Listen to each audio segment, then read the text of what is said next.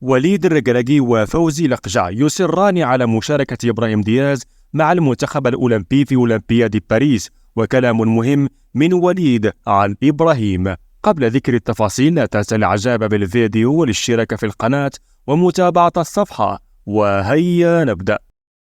عبر الناخب الوطني وليد الركراكي ورئيس الجامعة الملكية المغربية لكرة القدم فوزي لقجع عن رغبتهما في مشاركة إبراهيم في أولمبياد باريس مع المنتخب المغربي لأقل من 23 سنة.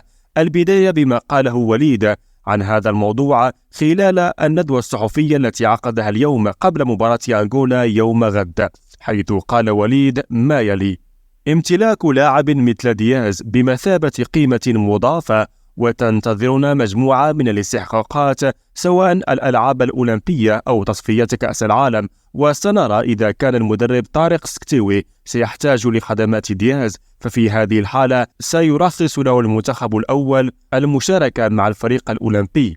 وأضاف: من الضروري كذلك أن يوافق فريقه ريال مدريد على حضوره مع المنتخب الأولمبي، ونحن سنكون سعداء بمشاركته في الأولمبياد. وأضاف وليد في ذات التصريحات: لكي لا نكذب، حين تختار اللاعب للمنتخب الإفريقي فهذا قد يؤثر على إتمام انتقالك، وحين وقع لريال مدريد كان قد أعطى وعده ولم يكذب وبقي في كلمته. كنا نعرف أنه لاعب كبير ويؤكد ذلك كل أسبوع، ويجب أن نفرح لأنه الآن أصبح لدينا لاعب في المنتخب يلعب في ريال مدريد. دياز لم يختار المغرب بعد إنجاز المونديال، بل فعل ذلك بعد أن شاركنا في كأس أفريقيا الماضية التي لم نظهر فيها بالمستوى المطلوب.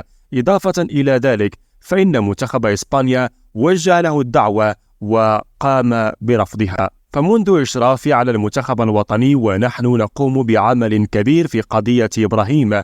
الأمر لم يكن له علاقة بعدم رغبة اختيار إبراهيم للمغرب، بل الأمر تعلق بتوقيت الاختيار. حين التقيت به أول مرة كان في ميلان، ثم جاء انتقال مهم إلى ريال مدريد، وبعده جاءت كأس أفريقيا. أما بخصوص رد رئيس الجامعة الملكية المغربية لكرة القدم فوزي لقجع عن رغبته في مشاركة إبراهيم دياز في أولمبياد باريس، حيث قال في تصريح لصحيفة ماركا: إبراهيم دياز يجب أن يشارك معنا في أولمبياد باريس. وللإشارة فإن قانون الأولمبياد يسمح للمنتخبات المشاركة أن تستدعي 3 أسماء فوق السن القانوني، أي فوق 23 سنة. وبحسب آخر الأخبار فإن المنتخب المغربي سيستدعي كل من أشرف حكيمي، ياسين بونو وإبراهيم دياز في حالة ما وافقت الأندية على مشاركته.